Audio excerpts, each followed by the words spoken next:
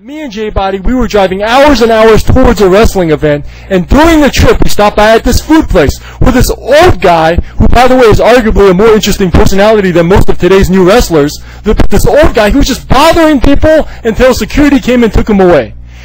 We leave the food place, we go to the wrestling event, then we drive hours and hours back home, where before I go home, I stop at a convenience store, and guess who's standing outside? The old guy, alright? And here's a part J-Body reminded me of. At the food place, when he tried to bother us and I stopped him, he looked at me and he's like, "You about the ugliest motherfucker I ever saw!" You know, when they were taking him away, security was taking him away, he's like, "I'm gonna whip your ass, sonny boy! I'm gonna whip your ass!" So when we saw each other at the convenience store, I got out of the car, we make eye contact, and he's like, well, dreams do come true.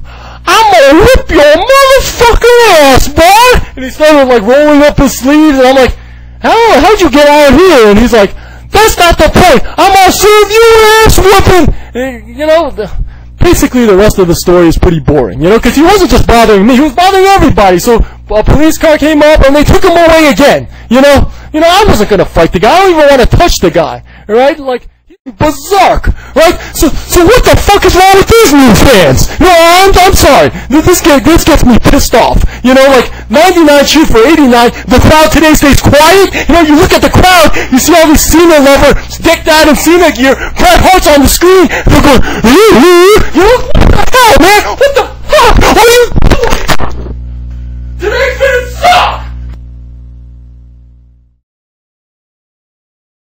Dude, this is a video discussion about the WWE, and I'm like addicted to wrestling. And Backlash was absolutely awesome. The Umaga came down, and he's like, "Ugh." And then Lashley came down, and then Vince McMahon came down, and he became the ECW World Champion. And then, just when I thought it couldn't get any better, we had the Fatal 4-Way. And Shawn Michaels is so hot. So he makes me happy. But John Cena is even hotter than Shawn Michaels. So I knew he was going to win that. And Undertaker scares me. But I was so glad when he won the world title at WrestleMania. And I was so glad when he was able to retain it at Backlash. When he took on...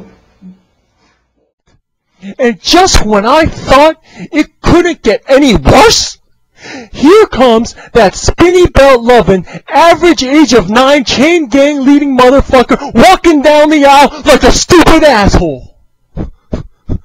Marching band? What does he think this is?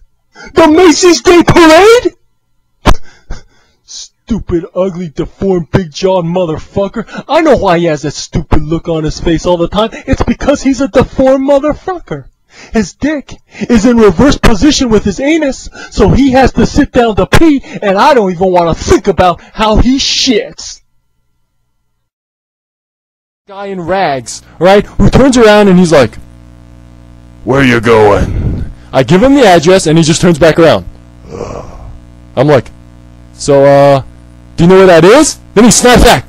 "Of course I know where that is, fool! I'm a taxi driver!" For the room service. Alright? About 30 minutes later, someone's knocking on my door. I answer the door, and there is Zeus holding my food. Okay? The only thing missing is the Z, alright? I look up at him, and he's like, $20.75 cash. I'm like, can you charge it to my room? He's like, cash. I'm like, fine, okay, I have cash.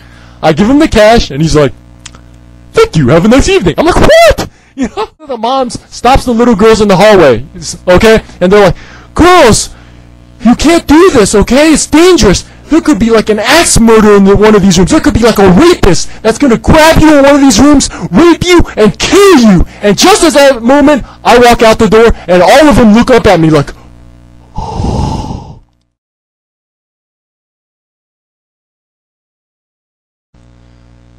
Now this goes back to the late 90s, but remember that game, Duke Nukem?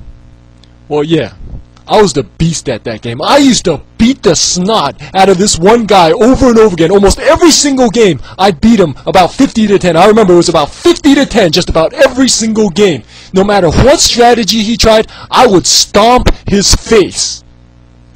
Well, this one day, one of his friends gave me an adult video to pass along to him.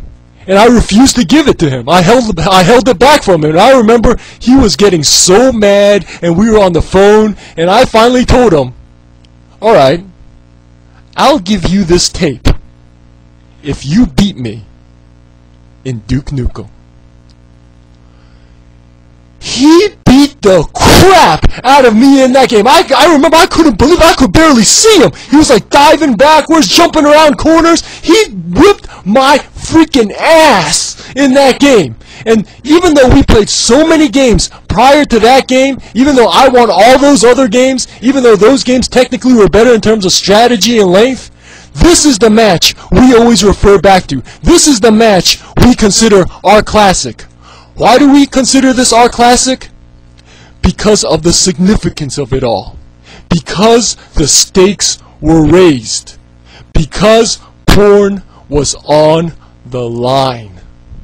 You know, this was basically like a title match, you know? Where the importance of the match was derived by the prestige of what was on the line.